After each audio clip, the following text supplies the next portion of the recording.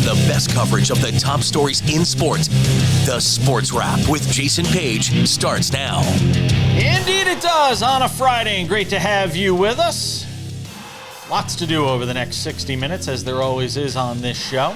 We'll be joined by Tino Pattigno, our NASCAR betting insider, previewing this weekend's race in Atlanta with Chase Briscoe coming off the win at the Poconos.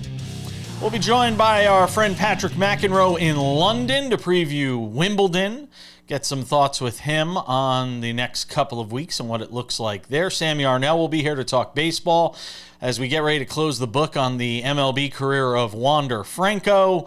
Odds and ends, all of that fun stuff, but we started out in the NBA as we close the book on the NBA draft, and I thought we'd do something a little different today. We're starting the show with this guy, the great Robert Littal. I couldn't remember his name. He's so great. The great Robert Littal, the founder of Black Sports Online, hangs out with us to begin the program. And I wanted to start with you today because I was going through your social media feed, and I saw on X you had some very interesting comments, and you must have liked what you said because you pinned it to the top of your comments, which means you wanted to make sure I saw it and others saw it, where you were making this comparison between the NBA and the WNBA. And the way we're treating somebody like Cooper Flagg, who's supposed to be this, transcendent star coming into the league, versus the way we treated Caitlin Clark as she is coming into the league, or as she came into the league, and how there isn't all of this hullabaloo about, the fact that he's white, or all these different sorts of barriers and cultural arguments and race arguments, all these different things that are surrounding him that we saw with Caitlin Clark. And I saw this and I said, this is interesting. It made me think and ponder. And I said, but didn't we have those sorts of arguments already in the NBA? 40 years ago with somebody like, with Magic Johnson and Isaiah Thomas and Larry Bird. And when we had those sorts of discussions happening, but they were happening in real time as opposed to today where it all happens in that public square that is social media. Didn't we already have those arguments, but they were just held in different ways? No, I disagree, because when the NBA got Magic Johnson and Larry Bird, they didn't fumble. When they got Michael Jordan, they didn't fumble. When they got Larry Bird, Patrick Ewing, they didn't fumble. When they got Shaq and Kobe, they didn't fumble. They knew what they had, and they made sure that layup was taken. The WNBA, on the other hand, had a layup. All they had to do was just lay it up. They didn't have to do really anything. Just lay it up. But they messed it up. They mumbled it. And it's still shocking to me to this day that you have a transcendent, a face of the league, someone that changed women's basketball. Me, you, a homeless person, anybody in the world could have took that situation and made it and did it better than what the WNBA did. So when I'm watching Cooper Flagg, someone who has a similar personality to Caitlin Clark, doesn't really do the social media, is not an activist, just real quiet, got his suit from JCPenney's, and he just is allowed to just come into a situation and play ball. And here's the thing, if he sucks, if he misses 10 threes, you know something? We're going to make fun of him. Centel's going to make fun of him. And you know what we're going to do? We're going to laugh and not going to say, oh, my God, what are we doing? Oh, why are you being so mean? No, we're just going to go over to the next thing, because that's how sports works. And one day, maybe the WNBA will figure that out. You see what they say about Haley Van Leet? It's not just Caitlin Clark. We got people in the WNBA, coaches, ex-players. Oh, the only reason she was drafted is not because she played 5 years and 4 of those years of All-American ball. It's because she's a cute white girl that got a lot of social media. Who says that about their own league? Imagine me writing a story and say, something, Cooper Flagg, the only reason he was drafted number 1 is because he has 1 million Instagram followers and he's handsome. Listen, what the reality is? There's a lot of people out there there's a lot less filter than ever really in America today. I mean, look at the case of the Kettle Marte thing that happened this week, where you have a fan just beyond the dugout, chastising him about his dead mother. I mean, we just live in a society today where people are less filtered than ever and saying stupid things. I'm wondering about the health of the NBA from this perspective, though. How many 18-year-olds, 19-year-olds just got drafted that are in prominent spots for teams that are supposed to be like, in big roles for their teams next year. I'm worried if I'm the league, because you can do all the teaching and off-season training and get these guys into a room and say, here are the pitfalls to try to avoid. Again, just thinking about myself at 18, 19 years old and handing millions of dollars to these guys. I'm worried just about the health and sanity of the league when you've got all these kids that are being infused into big roles for these teams, Robert. Yeah, well, you see the Anthony Edwards situation where he's a very good player, and he has, 3 kids and 23 years old, and he's telling people he wants to have an abortion. He's not going to be in the kids' life. Like, you don't want that, as for just an individual, just as a man. I'm assuming this is why they tried to do the one and done rule, to at least give it a year in college to get some maturity behind it. I think the kids that, as you see, who maybe had parents that were either NBA or played professional sports or played at least college ball, or have a little bit of a better head on their shoulders when they get into the league. I mean, the NFL makes you, wait 3 years to get in the league, and you still have a Justin Tucker. You still have these situations that come up simply just because you said none of us at 18, 19, 20, sometime at 30, don't really understand, life. And that's why when we get old and we say, when we were young, so why these old people always talking to us about stuff? And then we get old and say, I understand now, because I'm trying because I find myself talking to people more like, don't do this, please watch out for this, I did this, don't do that, it's a growing process if they actually listen or not. You could compare it to guys in their 30s or, Justin Tucker, who we were talking about, all these stories that came out, which we'll actually get to in odds and ends. But I'm just worried about a league that is going to be so youth heavy now. And if anything, the league's going to pull back even more on that, because I think eventually they're just going to get rid of the one and done. And you're just going to have kids coming in out of high school.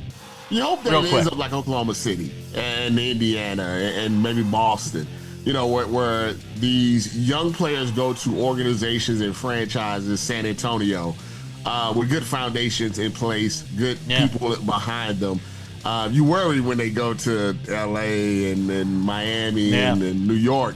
And stuff, but now we're noticing a lot of these teams, the better teams in the NBA, are the smaller markets, and maybe a part of that is you got nothing to do but play ball in Oklahoma City. Yeah, Ace Bailey wasn't thrilled about winding up in Salt Lake City. I can promise you that. Nope, playing ball. Nope.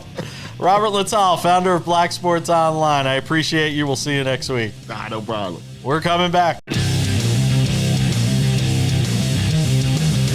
Welcome back to this Friday edition of the show. Coming up in 10 minutes, Patrick McEnroe from London to preview Wimbledon. How you like them apples? The All England Tennis Club. Next week, that gets underway on Monday. Probably preliminary action over the weekend as well. Talk about some of the key matchups and the vibe over there with the ESPN and TNT tennis commentator. Sam Yarnell is here. Let's talk some baseball, Sam. Wander Franco, we finally learned his fate after what felt like an eternity of waiting. I mean, I think the news, I think, he's been gone, a couple of years, because it happened around the All-Star break last year. It's been about 2 years since Wander Franco played in the major leagues. And we learned his fate yesterday from a court in the Dominican Republic. A 2-year suspended sentence for Wander Franco on sexual abuse, assault, whatever they want to call it, charges stemming from allegations of him when he was 21 with a 14-year-old. It's all very seedy. The mother basically pimping out the daughter to him. The mother getting 10 years in prison. I'm still trying to understand how this happens. The mother gets 10 years for pimping out the daughter, and Wander Franco gets 2 years for committing the acts. I don't know. Look, and I say this as a victim of sexual assault as a child. And this, I'm not like breaking news here. So for people who are like, oh my God, Jason revealed. I revealed this years ago. as somebody who's gone through this, I can't understand sometimes how the justice system works, but this is the Dominican Republic justice system, so I even understand it less. He gets a 2-year suspended sentence. Take all that as hard as it is and put it aside for a second. Major League Baseball is still conducting its own investigation, Sam, which you would have to imagine would close fairly soon. I don't know how he ever gets a work visa to return to the United States with that on his record. You'd have to think this effectively ends the Major League Baseball career of Wander Franco, doesn't it? Well, he would have to get a work visa after getting removed from the commissioner's exempt list. So, like, it's never going to happen. No, it's not even like this story to me is more just a pop culture story at this point than it is a sports story, because the guy has no chance of ever being a professional athlete in the United States of America again. Maybe he'll, after these 2 years are up, stay in the Dominican Republic and play there. Maybe he'll, go to Mexico. There's a big league in Mexico. Maybe he'll even go to Japan. There's obviously big leagues in Japan and Korea. But there is no shot that this guy's going to play Major League Baseball ever again. Yeah, and I don't even think Japan and Korea are going to welcome him there. And probably. And I don't even want to call it a cautionary tale, because clearly there is, this isn't a gun charge or a domestic violence dispute or something like this. This is something completely different when you are of a mindset to be an adult, even a young adult, as Wander Franco was when all this took place, to have sexual relations with somebody that age. There's something different going on in the brain of somebody. It's just wired differently. I don't even want to try to try and dissect all that. And you hope he gets the help he needs, and whatever winds up becoming of his life. And, in all of this, try to remember that there was a 14-year-old victim in this being pimped out by her mother. It's just an awful story all the way around. And I guess that kind of closes the book on Wander Franco. So we'll close the book on it as well. Sam, no shock. Shohei Ohtani, Aaron Judge, top vote getters when we talk about the All-Star game. I will say this. In the news this week of Ronald Acuna Jr. Announcing he's going to take part in the All-Star game, just as I shake my head that for all these years, LeBron James never did the NBA All-Star game, weekend slam dunk contest. And I know Aaron Judge has done the home run derby earlier in his career. Aaron Judge should be doing the home run derby every year. It's one game. You get the whole week off. Do the stupid home run derby. I mean, it's one night. Why Aaron Judge isn't doing the home run derby is beyond me.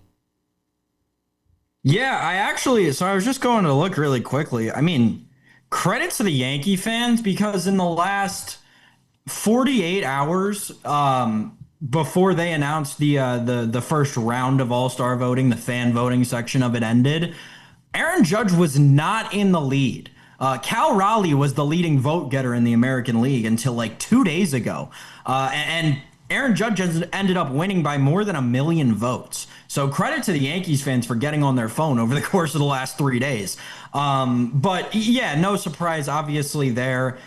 Listen, the All-Star game, the fan voting section of it, I mean, you go on Twitter and look. There are about a bazillion different reasons why we got to get rid of this whole fan voting thing. And we got to change it to the way we vote on awards if we want the All-Star game to mean anything. Your point about Aaron Judge is a completely valid one. That is what is good for the sport of baseball, right? Think about back in the day when we had, the guys chasing the home run record every year. Mark McGwire, Sammy Sosa, both participated in home run derbies, right? Josh Hamilton, one of the most famous home run derbies of all time in the midst of one of the most famous comeback seasons of all time, right? So there are unique moments that come out of the home run derby, Jason, and it's sad to see that Aaron Judge, who a lot of people want to push as the face of Major League Baseball, won't participate in an event that should truly grow the game. Yeah, it should. What else sticks out to you right now in baseball, Sam? Oh, I mean, there's so much going on around the world of baseball, Jason. In a minute. Page. What'd you say? I said in a minute. In a minute, I don't know if I could fit everything in, but we did get news yesterday while we were doing the show that Bobby Witt Jr. is going to be on Team USA for the World Baseball Classic coming up in about 7 months. So right now, that team consists of Paul Skeens, Aaron Judge, and Bobby Witt Jr. That team is going to be so fun to watch. I cannot wait for the World Baseball Classic to come in Miami in, only about 8 short months right now. So that's something I'm really looking forward to. Some great news we got yesterday. Some bad news we got yesterday to finish it off. Griffin Canning, an Achilles injury. He's going down for a while. That Mets team, they're gasping for air right now. Yeah, that rotation is an absolute mess. And say this, the timing of that World Baseball Classic is just spectacular for the game right now. When you look at the TV ratings growth, you see ballparks filled, and you're going to get that at the tail end of this year, early next year. The timing couldn't be better for Major League Baseball. They're stepping in it right now. There's no getting around it. We're coming back. Patrick McEnroe joins us next.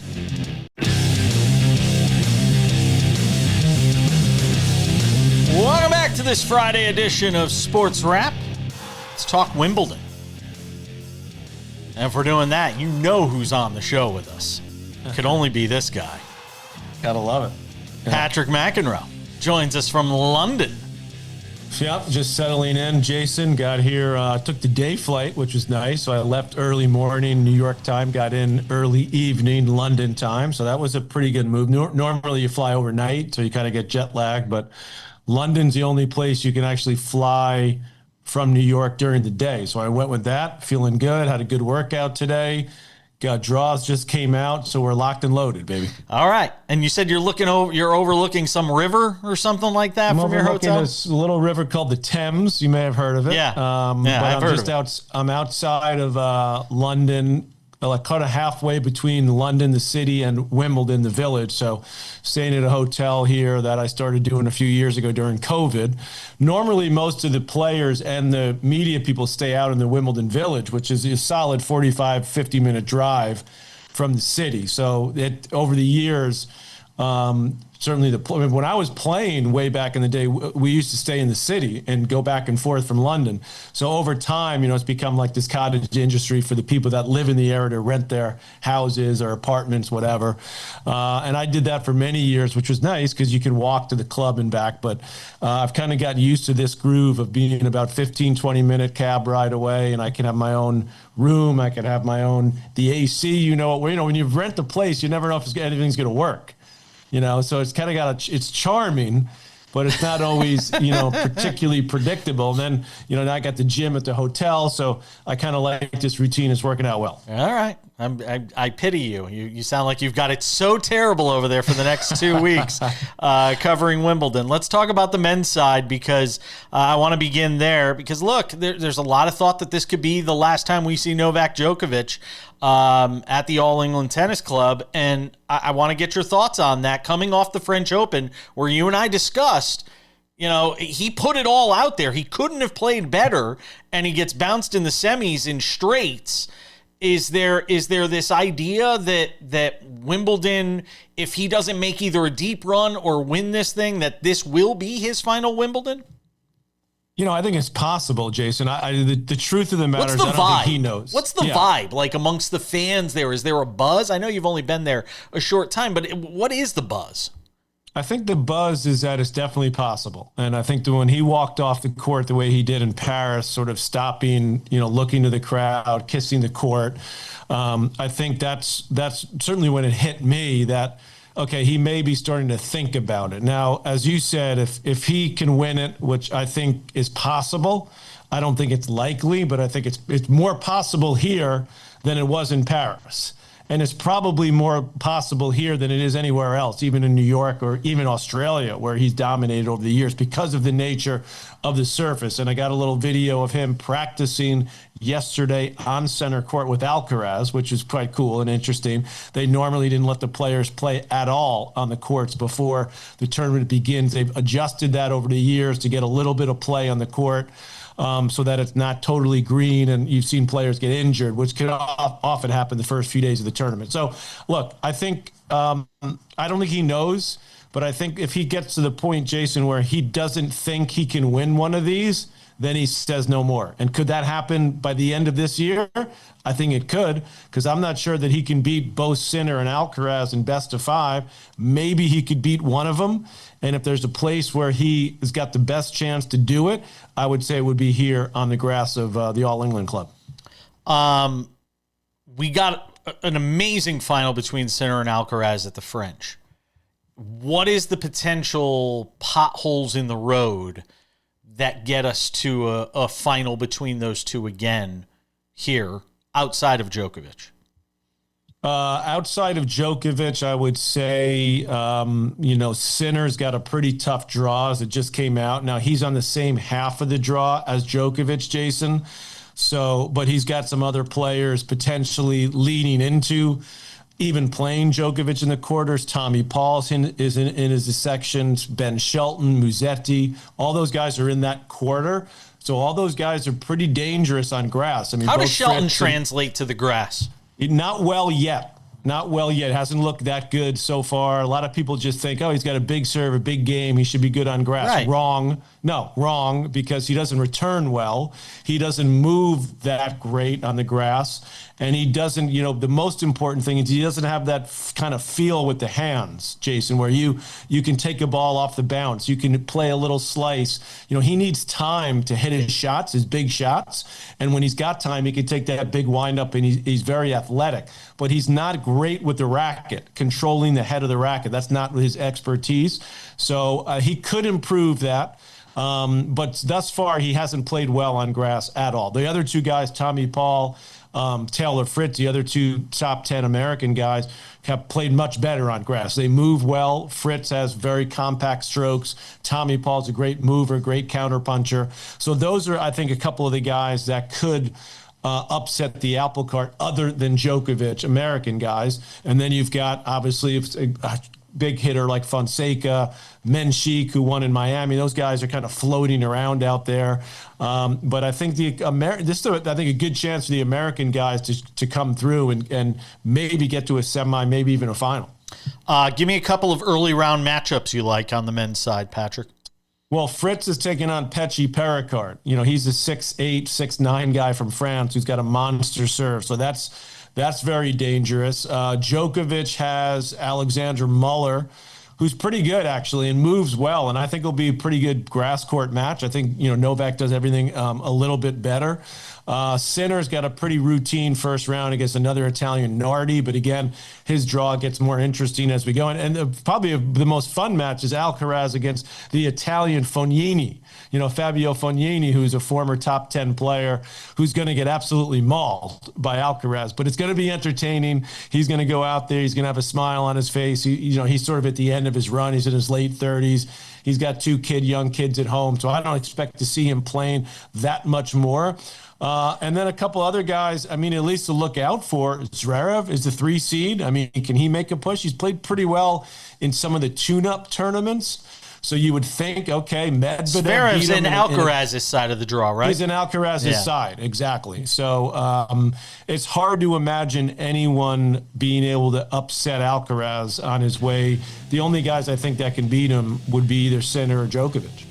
I want to talk about the women's side because we had a great French Open women's final at Roland Garros between Gauff and Sabalenka. And they are the 1 and 2 seeds here, so it's going to be a lot of fun to see potentially those two match up in a Wimbledon women's final. What could prevent that from happening? We'll ask that of Patrick McEnroe when we come back on Sports Wrap.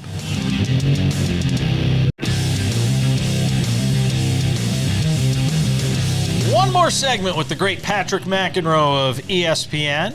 Does a great job on the tennis commentary, also with TNT. You could also catch his Sirius XM Mad Dog radio show. Thank you, sir. By the way, I do, before we get to the women, I do want to mention the one guy I should have mentioned. That's Jack Draper, the 4 seed. He's in the same quarter of the draw as Djokovic. So they could meet in the quarterfinals. But he's a guy, the crowd's going to be behind him. He's had an unbelievable year. That's why he's ranked 4 in the world. Including winning in Indian Wells. So he's lefty, monster serve. moves well, and that would be a very interesting matchup to see him take on Djokovic if that happened in the quarterfinals. Bublik, who also won one of the tournaments on grass, remember had a good run at the French. He's in that section of the draw as well. So there's some interesting scenarios happening in that part of the draw. It just blows my mind, though, that how different the level of tennis is. When you talk about the guys that you're mentioning there, and then you get to Djokovic, Sinner, Alcaraz, the level, the step up in class. That's the uniqueness of the individual sport of tennis. And if you put any of those guys that I mentioned, Fritz, Draper, Tiafoe, in any other sport, right, they'd be like global superstars. But because they're in tennis, and it's like, well, can you beat those big guys? That's the question, I get asked all the time. Can an American man win a major? Yeah.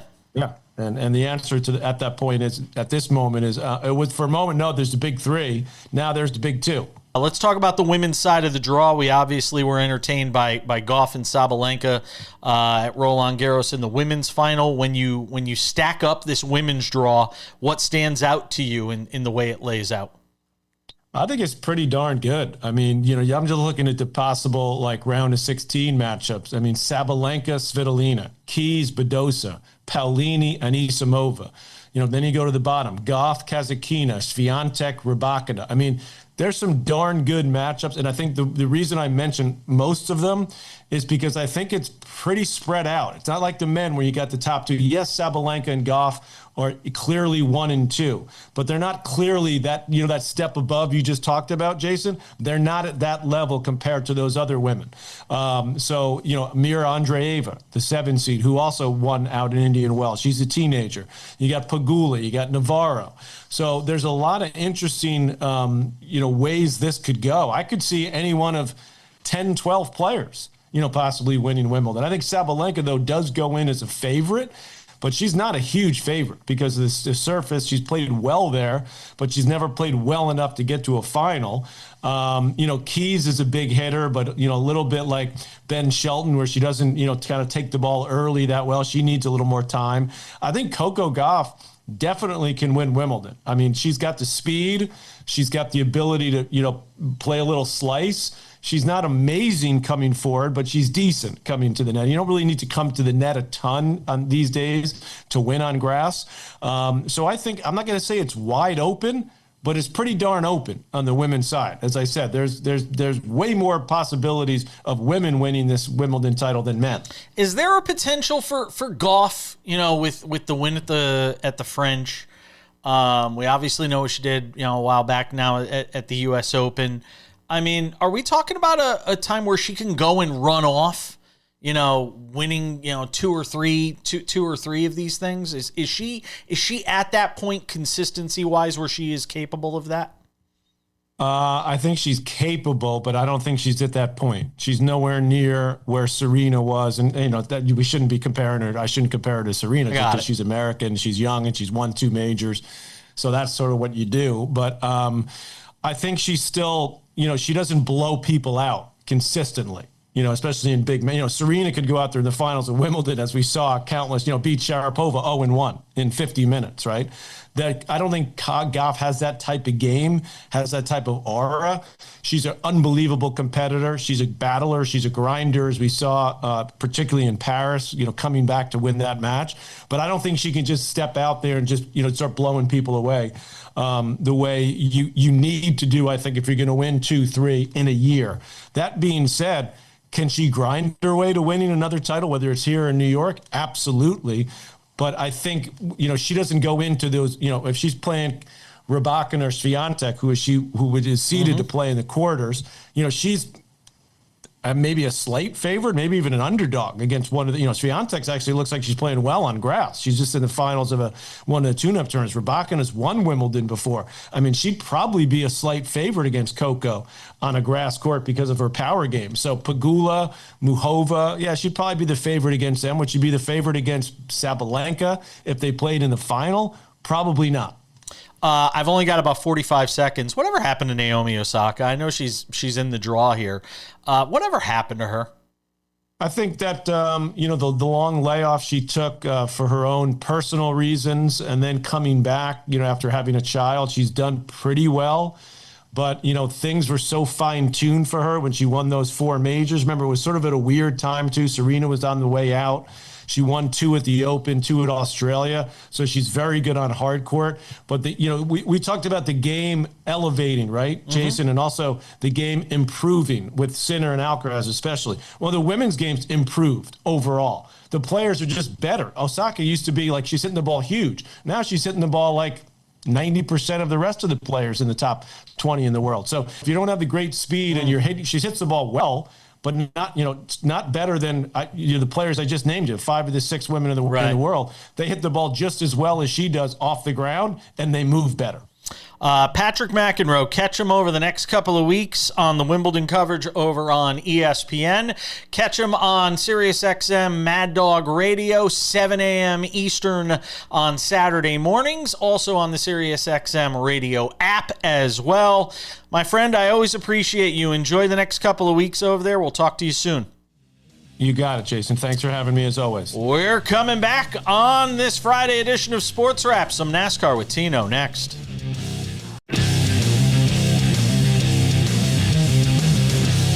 Coming up in 10 minutes, odds and ends. Is it the end for one NFL kicker who's had an illustrious career? Is it the end of the Indiana Fever when it's talking about the WNBA playoffs? Playoffs? Got to talk about that for a moment. Time to talk some NASCAR on this Friday edition of the show. And to do that, we bring in our good friend, Tino Pattigno, our NASCAR betting insider, SiriusXM NASCAR Radio. You can catch him on the weekends, also over on Tubi, where he hangs out with us on Fridays, though, to talk NASCAR. And before we get into this weekend's race, because Monday was so insane, we didn't have a chance to do our NASCAR recap that we would typically do. You were at the Poconos, so I want to ask you about what took place with Chase Briscoe getting the win. And in particular, one thing, because there was something that he was talking about after the race, and I heard some conversation about it, and it was almost like it was, instead of excitement about the win, it was almost relief about getting a win, where he almost said he couldn't really even enjoy this victory at Poconos, Tino, where he almost said he couldn't even enjoy this win because there was so much anxiety about getting into the playoffs because of the pressures put on him this season. I thought that was really interesting. I think it was interesting to me, too, because this is someone where it's his first win with Joe Gibbs Racing. You expect to sort of, when you have that breakthrough moment, just feel all the enjoyment from that. But it does make sense, right? Because he's not an underdog anymore. This is a driver that, came up, started working for Stewart Haas Racing and continued to build his career there in the Xfinity Series. He was a really strong driver from that standpoint, and he won a couple races in the Cup Series, but everyone expected this to be a really quick partnership with him and Joe Gibbs Racing in his first season with them this year, just to start knocking off wins. And when that didn't happen, I think, like Chase Briscoe mentioned, that's where the anxiety, the pressures all started to build up. Say, hey, wait a second, I'm racing for one of the best premier teams in the Cup garage right now. I'm not looking like an underdog right now. I need to go out and win races, and that should be expected of him. So I think now that he's got that first win, like you said, out and off of his belt, that off of his back, he can sort of enjoy the rest of the season because he's locked into the playoffs, we can expect, and we can also see him contending for more wins. And I think those following wins after he's gotten that first breakthrough one can sort of make him feel more excitement from them. And Tino, with his win, we're talking about a playoff bubble that gets a little smaller, and guys are getting pushed around in this playoff bubble. Who's the big loser off of Briscoe entering that playoff bubble now? Oh, man. Well, there's 3 of them. Chris Buescher, Bubba Wallace, and Alex Bowman, all losers after we see something like that. SVG was the first driver to do it a couple weeks ago in terms of surprise winners, but we can expect that. Same thing with Chase Briscoe there. He was already looking like he was going to be in the playoffs itself, but now to get that secured spot, we only see 2 drivers, Chase Elliott and Tyler Reddick. Both don't have wins as of now, but they're 100 points plus to the cut line. So unless we get 6 extra winners, we're going to see those drivers in the playoffs. Well, Chris Buescher, Bubba Wallace, Alex Bowman are all in a tough spot right now because unless they win, pointing your way and getting those stage points, as we commended Bubba Wallace for doing earlier this year, because, hey, that was what has been working. Well, not unless there's more winners than there are playoff drivers with points, right? So I think for those guys, they're going to have to step up. Alex Bowman especially. You cannot miss the playoffs if you're Alex Bowman and racing for Hendrick Motorsports. You know, he's had injuries in the past. That's sort of what has derailed his seasons and points penalties too. But so far this year, they've just ran into some bad luck, some bad wrecks, and it's put him now plus 20 to the good. And with these few races coming up, Atlanta, Chicago, a bunch of wild cards in the mix, Daytona obviously right before the playoffs start, I believe there will be more new winners in this one. Ryan Blaney is your favorite this weekend at the Quaker State 400 in Atlanta at plus 850. Joey Logano at plus 950 over on FanDuel. Austin Cindric at 10-1. Kyle Busch at 11-1. I thought that number kind of piqued my curiosity. Why the love for Kyle Busch here? Oh, well, because he's been really strong at this racetrack. One thing I wanted to mention, too, before I get right back to Kyle Busch here. All three of those drivers you mentioned, the favorites, Team Penske. So that goes to show how strong they race, not only at super speedways, but at Atlanta itself. Ryan Blaney in the last 5 Atlanta races, a 5.2 average finish. And now we circle back because the next driver with a 6.4, Kyle Busch. So that's where I think the love is coming for Kyle Busch. This could be his chance to lock himself into the NASCAR playoffs. Another driver that is below the cut line that we know it's Kyle Busch, and I think we're going to have to see him win. Right now he's minus 63. I think unless you're Brian Preece at minus 20, I don't think we see a scenario where drivers can point their way in anymore. And we just talked about how the drivers with the points above the cut line are at risk as well when these new drivers start winning. So Kyle Busch, to me, has a really strong shot to get it done at Atlanta. He's finished up there, top 3, top 5 recently here too. All right, when you look at it here in the final minute, who do you like this week? And give me some dark horses. Well, you mentioned the favorites in Ryan Blaney, Joey Logano, Team Penske. I feel like out of those 3 Penske drivers, I'd have to go with Ryan Blaney. I mentioned his, best average finishing position out of all drivers. He doesn't have a win yet at this track, but when you watch him race here, he can go from the back to the front with ease, make the aggressive moves. One name that I'll throw out there that most people may be shocked at is Kyle Larson, because Kyle Larson is not known for his super speedway racing. He's just very aggressive and it gets him into trouble. But in this race, when we saw just earlier on this season, he was in that top 3 photo finish with Christopher Bell and Carson Hocevar. Carson Hocevar is another guy we need to take a look at in terms of an underdog here. If he wants to get into playoffs, he can do it. And how about Chris Buescher? 22-1 right now. I like those odds for Chris Buescher in this one too. Tino Pattigno, ladies and gentlemen. Watch him over on Tubi, Sirius XM NASCAR Radio this weekend with his betting insider picks after we see where everybody lines up for this weekend's race in Atlanta. Thank you, my friend. We'll catch up with you next week. Thank you. Odds and Ends wraps it up next.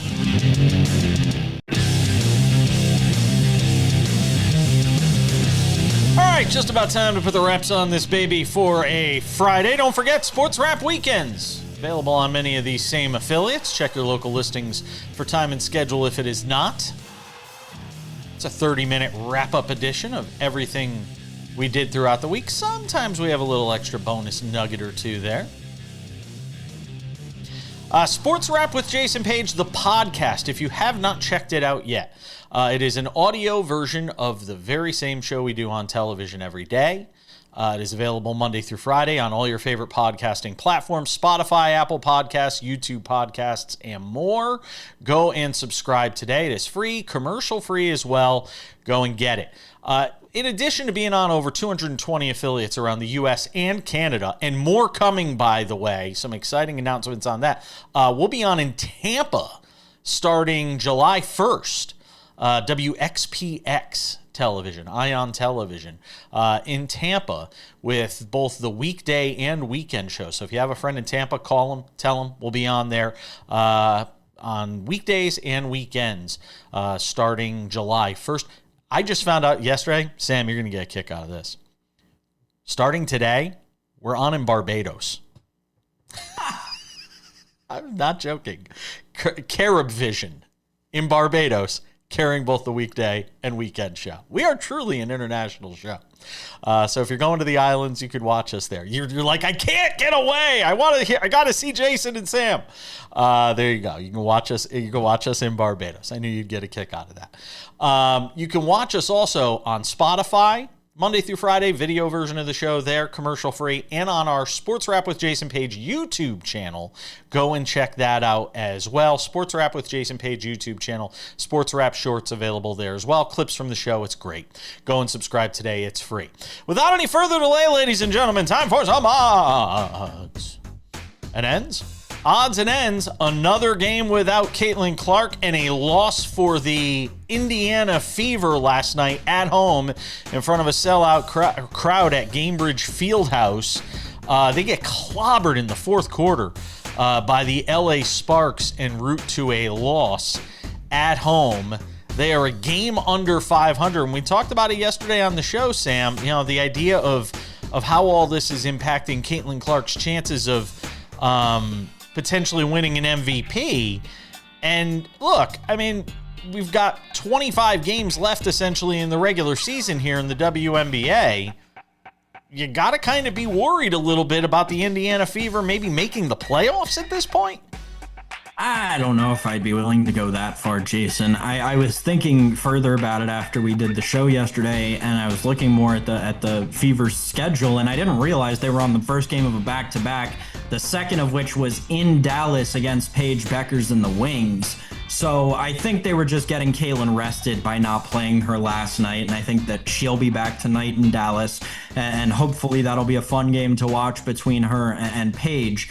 But you know, this is a Fever team that was so successful, and I'm not going to say that they're all of a sudden not because they lost one game. They have been so successful without Caitlin Clark this season that I'm not worried about their playoff chances. And in terms of the MVP race, listen, Napheesa Collier has been great, and I don't want to take anything away from her, but I'm not going to count out Caitlin Clark from that race just yet. I don't think that Napheesa Collier is going to all of a sudden stop scoring the way that she is, because truly right now she probably is the most effective scorer in the W. But I think Caitlin could close that gap pretty quickly, and I think it starts tonight in Dallas with a huge game that everyone will be watching against Paige and the Wings. Yeah, I can't wait. That's must-watch TV on a Friday night in the WNBA. Who would have ever thought we'd be saying that just a few years ago? Odds and ends, Sam Yarnell. Is it or is it not the end of the career of Justin Tucker? A 10-game suspension for him from the NFL. Released earlier this year by the Baltimore Ravens, coming off an awful season, one of the best kickers in NFL history. Will somebody sign Justin Tucker, Sam Yarnell? Well, I believe since he was released before the suspension was brought down on him, that the suspension begins once he signs with a new team. No, I thought they said it. I thought it was the opposite. I thought they said that he could serve the suspension while released. I thought it was actually the opposite. Free agent. It doesn't change my answer. Nope, guy's career's over. We talked about his career being over, Jason, before we knew these allegations were a thing. If you'll remember back to like October, November, when he couldn't make a kick when he needed to. And that's the end for kickers. He doesn't have that kind of oomph behind him anymore. He's probably going to be a Hall of Famer. I mean, maybe now he might not be. So yeah, no, I don't think that he will ever play another snap in the NFL. I don't think he will ever kick another football in the NFL. This is very clearly, as it should be, the end of Justin Tucker. He's 35 years old, accused of sexual misconduct by 16 massage therapists from 8 high-end spas and wellness centers in the Baltimore area. That according to the Baltimore Banner. Yes, he can, and I've confirmed he can serve this while as a free agent. I'm going to say somebody does sign him. I'm going to say somebody out there is desperate during the season. A kicker goes down with an injury. Justin Tucker will get a phone call and will wind up playing. I don't think he should, but he will. Here's the thing. not necessarily the same way, but it's the same reason that Colin Kaepernick doesn't get a job, right? No one wants the media baggage that comes with signing the player at this point. And when there's Anders Carlson on the free agent market who's just as good, they're going to sign him over Justin Tucker. I know it's different also, but Deshaun Watson got an opportunity and there was a lot more there. Just saying. It's going to do it for us. We got to go. We'll see you all back here on Monday.